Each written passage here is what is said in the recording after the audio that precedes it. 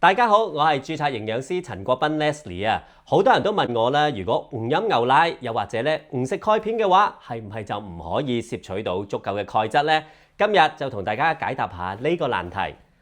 大家都知道鈣質好重要啦。嗱，鈣質本身咧就係身體所揾到嘅礦物質當中咧最多嘅一種礦物質成分啦。可想而知佢對身體嘅重要性。對一個小朋友嚟講咧，足夠嘅鈣質固然係促進佢哋骨骼嘅發展啦。對於老人家嚟講咧，就係要預防骨質疏鬆啦。嗱，究竟食幾多鈣質先至為之足夠呢？每一個地方咧本身都有佢哋自己嘅指標喎。而近年我哋更加發現咧，充足嘅鈣質咧係可以幫助我哋咧控制一個比較穩定嘅血壓嘅。所以咧要攝取到足夠嘅鈣質嘅重要性就越嚟越增加啦。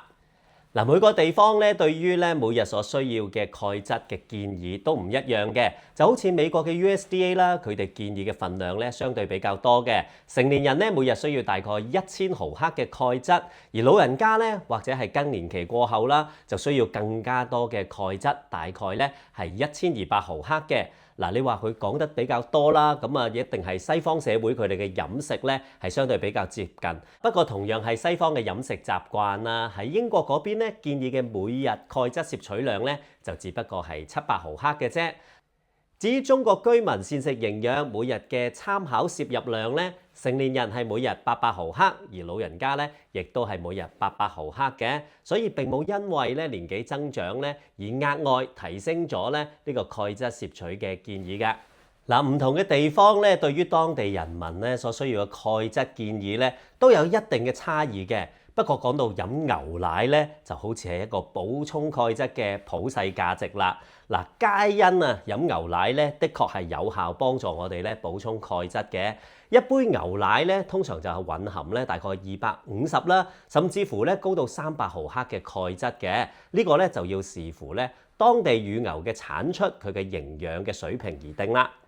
嗱，牛奶既然含有咁豐富嘅鈣質，咁好簡單啦。假設我哋咧每日需要咧800毫克嘅鈣質啦，咁我哋每日只需要飲3杯牛奶咧，咁就已經足夠啦。不過咁樣聽落真係好簡單啦，不過就唔係個個人都適合咧咁樣補充鈣質嘅。隨住我哋年紀咧慢慢增長啦，又或者咧喺我哋飲食裏面咧，慢慢已經食少咗好多咧含有咧乳糖成分嘅奶製品，於是乎咧身體咧就會缺乏一啲嘅乳糖酶啦，去分解咧喺牛奶裡面嘅乳糖，導致到咧乳糖不耐嘅狀況嘅。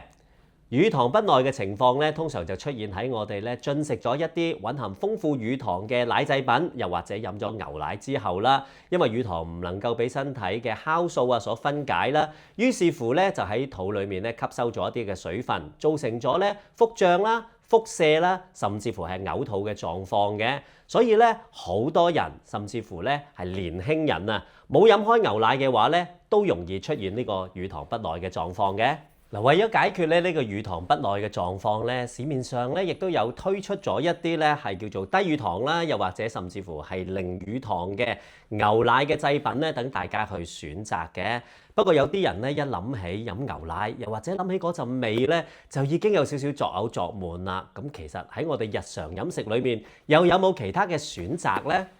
喺營養師嘅角度咧，均衡飲食咧固然係可以幫助我哋攝取到足夠嘅營養素嘅。喺鈣質方面，日常飲食有冇一啲係高鈣嘅選擇可以俾大家呢？嗱，除咗牛奶以外啦，市面上咧亦都有好多咧唔同品種嘅植物奶啦，係包括咗豆奶啦、燕麥奶啦、杏仁奶啦、堅果奶啦，以至於咧係用紫米啊，又或者用糙米做嘅一啲米奶嘅。嗱，呢啲咁樣嘅原材料咧，本身呢個鈣質嘅水平咧都幾參差㗎。不過好多時咧，呢啲米奶咧都會係經過後期嘅加工啦，嚟提升咧佢本身嘅鈣質含量嘅。嗱，除咗飲奶之外咧，我哋亦都可以咧食一啲係高鈣嘅蔬菜㗎噃，好似我哋台面呢個菠菜咁樣樣啦。所蘊含嘅鈣質咧都係相當之豐富嘅。嗱，除咗係深綠色嘅蔬菜之外咧，我哋亦都可以咧透過進食一啲嘅堅果啦，包括咗台面我哋呢啲嘅合桃啦，又或者呢一啲嘅種子類，好似係亞麻籽啊，同埋呢一個芝麻咁樣樣啦。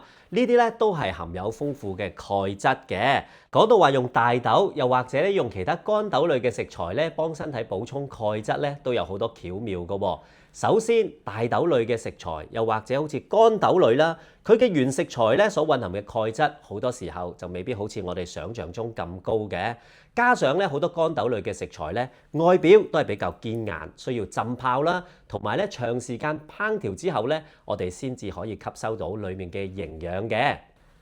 所以咧，好多時候我哋講到話喺乾豆類裏面攝取足夠嘅鈣質咧，都係依賴一啲嘅加工製品，好似係豆腐啦、枝竹啦，又或者豆奶等等嘅。佢哋所蘊含嘅鈣質咧，其實嘅差異都相當之大㗎喎。講到日常生活裏面咧，我哋點樣可以透過一啲原食材咧，去攝取到足夠嘅鈣質，其實都仲有好多學問㗎。我哋留返下集同大家詳細解釋。